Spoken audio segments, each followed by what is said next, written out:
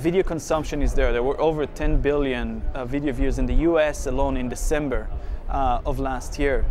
The ads are effective. Research shows that the ads are effective, and therefore the revenue projections for the next 4 or 5 years are just amazing. But there is also a lot of confusion. And the confusion comes from a lot of different reasons. I mean, one of them is the fact that there is an explosion in the amount of content. The fact that there are new types of content, such as made for TV and UGC and MFI and so on. The fact that this is a global phenomenon. Even for US publishers, we frequently see 50% or more of the views coming internationally. The fact that the standards are not there yet. So each ad network in this space comes with its own solution, the one that they see fit. And to make it even more interesting, there are hundreds of potential sources of ads, ad networks in video and other ad networks that can help you monetize the content. When you sum it all together, it is a very confusing time to be a publisher. You have decisions that you have to make. And in the last year, we've seen publishers struggle again and again with three things. One is revenue. How do I maximize revenue? How do I monetize international views? How do I make sure that coverage is 1% across all video views? We see them struggling with which ad network is the best? Which ad network is the best for me? So revenue is one. The second thing is viewing experience, and this is extremely important as well. So the thing that worked for 50 years on TV is not transferable online. So every publisher has to make decisions. What are the right formats for me? What is the frequency of ads that is right for me? Where should I be in the balance between retention and revenue? And the third thing, maybe the most important, is simplicity. Advertising on video is still a lot more complicated than advertising on HTML. Each ad network requires its own Flash integration. And publishers struggle with that. So they integrate one ad network and they quickly realize that while it has some advantages, it also has some weaknesses. And they're trying to compensate for those with another ad network, another ad network. By the time you have 3 ad network integrated, your Flash code is not maintainable anymore. Not even starting to talk about smart optimization across all ad networks.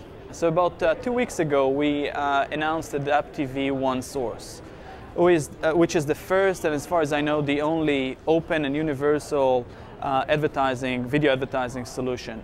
And what it does, it allows publishers to maximize revenue and quality of viewing experience across all formats and all ad networks. The process is very simple. You as a publisher make one integration. You select the formats that you want to work with and the ad networks that you want to work with. We have over 50 ad networks already integrated. So there is a lot of choice of both brand and contextually relevant ads.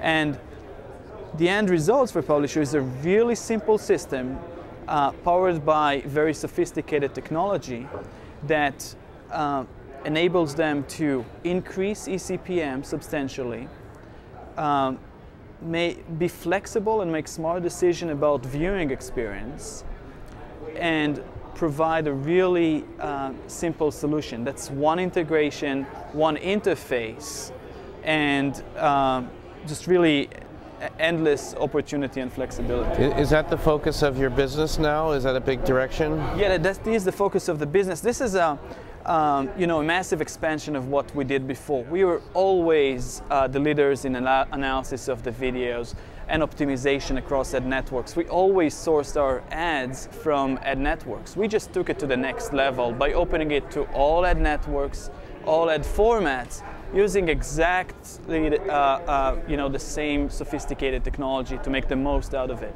So we take a piece of the revenue that is flowing through the system, and we add substantial value in this process. The fact that we leverage a combination of over 50 ad networks substantially improves eCPM for the publishers. In fact, we found that the combination of ad networks performs 65% better than the best ad network, simply because there are always opportunities, and when you let ad networks compete in real time for every view, you can leverage those opportunities in a much better way. How do ads get served into something live? Particularly like if you say, well, I mean, you could know it's an hour. What if it's kind of a ball game that keeps going? Tell us a little bit about serving ads into live and where that might be going. Sure, yeah, that's a very interesting problem. You know, on the advertiser side, one of the main concerns is the fact that the content online is not predictable. You know, in the TV world, they could have examined the content prior to making the buy decision. When it goes to, you know, large UGC sites, there are just millions and millions of videos. You cannot do it to make your buy decision as an advertiser. To solve this problem, we analyze the content. So we extract things like topics and subtopics. We extract keywords. We give it like a rating on the GPG-R scale, so advertisers and ad networks can feel more comfortable buying this inventory.